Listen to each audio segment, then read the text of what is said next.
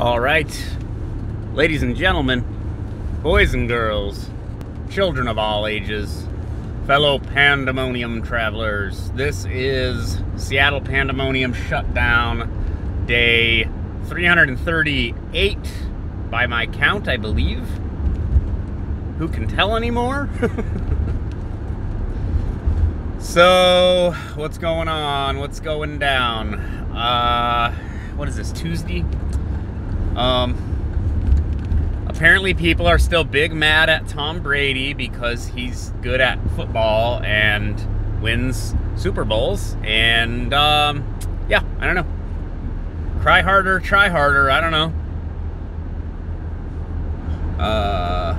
I don't know. Did anyone care about the Super Bowl really this year, though? Like, I'm kind of told it was, like, a big deal, but it just doesn't feel real, you know, because of, like, the... Alright. Just because of the pandemic and the, like... Were there cardboard fans? Were there cardboard cutouts in the stands? I thought somebody said that. Anyways. So... HR227. Let's talk here. Let's dive in here. House Resolution 127. This is the gun control wet dream that people who don't understand things will want passed and they will want to vote for. So this is allegedly getting up for a vote in the House, and I have to explain relatively basic things. Like, I'm not even that much of like a gun guy. Like, I'm aware, like, you know, I own guns. I know other people who own guns. We're not extremists. We are just people. You can own guns in America. It just is a thing. Same way, you know, I clearly own a car. It's just the same thing. Now, let's avoid car analogies because I can already hear some of you spurging out. This House resolution bill includes things like things that I think in real life are not feasible, like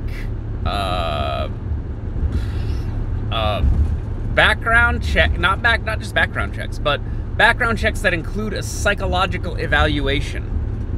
Now, aside from the obvious fact that the Second Amendment doesn't say shall not be infringed unless in 2021 a psychologist says that you are unfit to exercise your Second Amendment right. Okay? It doesn't say that, right?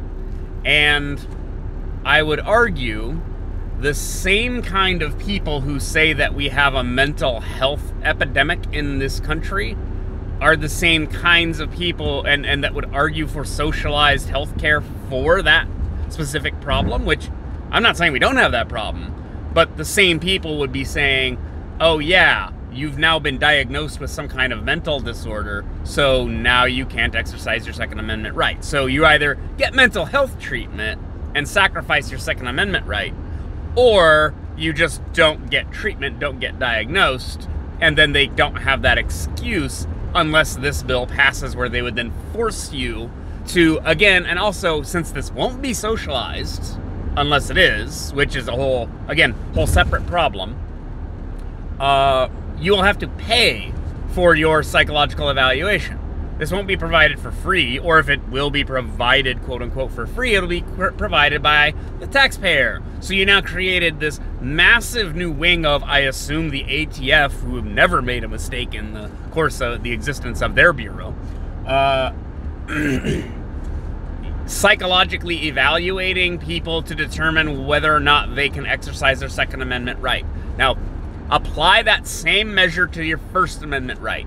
You're not allowed to speak in public unless you pass a psychological evaluation. And what is this criteria going to be? Like, if you were depressed at one time, if you're on some kind of anti-anxiety medication or anti-depression medication, if you fail a drug test, what is the criteria by which you would restrict any other constitutional right and then apply it to the Second Amendment, and then you'll understand why this is a terrible idea. And again, the same people saying we need to defund the police and policing and the quote unquote justice system is racist and all this other stuff are now going to jump on board with creating an enforcement policy that disarms anyone for reasons up to and including like improper storage, improper handling. There's language in this bill where if you have to have liability insurance as a gun owner. Now, I've heard this argument before, and I could even appreciate that people would be proactive about owning guns and like be like, well, you know, I have a $1,000 gun safe. Maybe I should have liability insurance in case something happens with my guns. I could see there a sort of free market solution happening there, but not one legally mandated. Why? It's like Obamacare, guys. You are forcing, again, this is discriminatory policy against the poor, against the lower income people. And who will it negatively impact the most? The poor and minorities, because that's always how the law is enforced. Why? Because the wealthier people have the money to afford legal counsel to get themselves out of trouble when the law comes for them. The poor don't. So this policy of let's try to regulate these scary firearms that, like, you know, assault weapons, which isn't really a thing. What you think you're doing is criminalizing more poor people. And as I've been endlessly told, minorities are overwhelmingly or more often represented in the poor population of this country. So you are creating policy that will harm the people you claim to be helping by doing things like, again, defund the police. So defund the police, but also fund the federal police to enforce some like arbitrary gun policy on the entire country. So it's like, pick one, guys. Like this is, and this is not like, it's like it's to cut through the noise of all of this nonsense. I can't do it. Like, this is one of the problems, is the people listening to me about this, you probably already agree with me. You probably already know who I am. You already know that this is like my position on things. And you're, you know, maybe in a sense you're looking for your own biases to be, you know, reinforced. That's why you're listening to me. But so that the people who need to hear this aren't the ones who are going to hear this, in part because the YouTube algorithms don't reinforce, they don't promote this. Like if I check that I'm not making content for children, because I'm not, even if I don't swear, they've still flagged it even when I don't swear about anything. I don't use any curse words or anything, because I'm talking about things like politics and stuff. So they say, no, this is not for children. It's like, well, a kid could listen to this. I'm not talking about anything, you know, that extreme or anything. I'm talking about their constitutional rights that may still be there by the time they're an adult. But, yeah, like I don't think I can punch through this noise. So the scary thing is, and this is what power means. This is an unpleasant kind of, maybe it's a black pill, it's a red pill. Is like this, you know, the impeachment proceedings that are that are going on today. This narrative about violent insurrection and Trump and other, you know, members of Congress like Ted Cruz are responsible for these deaths that happened and all this stuff. And I'm not convinced. I don't think it's real. I don't think that's true. But that doesn't matter. And again, that's what power is this can sound absurd. People with no weapons went into the Capitol building, smoked some joints and took some selfies, and an officer lost his life, possibly because of pepper spray, but it wasn't because of blunt force trauma, which is kind of what we were being told it is. That's the narrative, but that's not necessarily what happened. That's not true. God. But so the gun control narrative in this country is not in my hands. It's out of my hands. It's in the hands of, I don't know, mainstream media, prominent, social media figures who dominate attention, because we have this like attention economy thing happening. And so when they go, finally we have common sense gun control there, and then people go, oh yeah, it's fine. Like, yeah, people should have a psych eval before they own a gun. Then run the clock out a year, 2 years, 4 years. Eventually it's going to get challenged in the Supreme Court, in various courts, probably struck down because it is an infringement, but that doesn't mean that immense harm isn't done in the interim. Think about Obamacare. It was later ruled unconstitutional that you have to purchase something. As a citizen, that you have to buy a thing. In this case, insurance.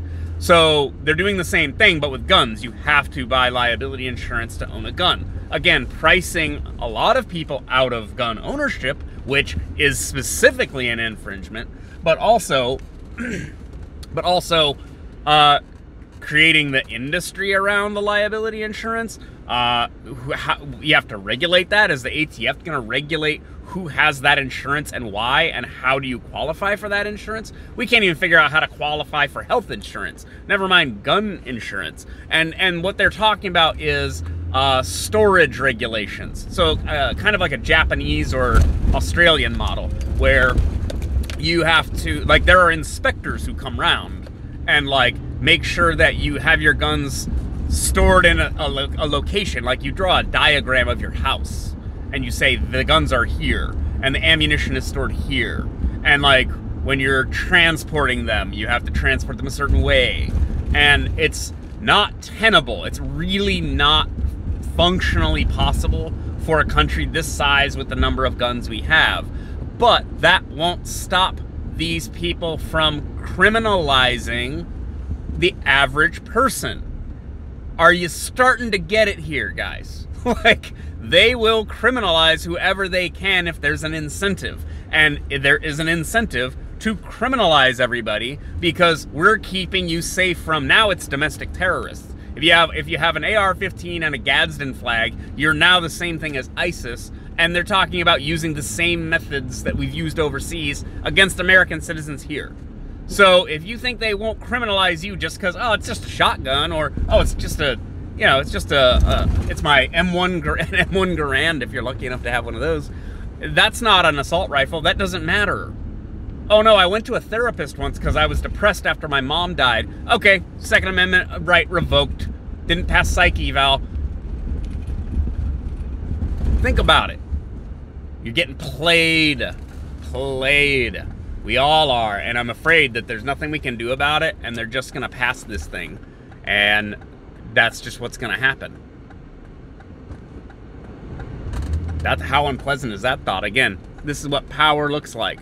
It makes no sense. It doesn't track to reality, but that does not matter. It is going to happen, and there's nothing you can do about it. Oof. Man, this is Tuesday. I'll talk to you guys later. Bye.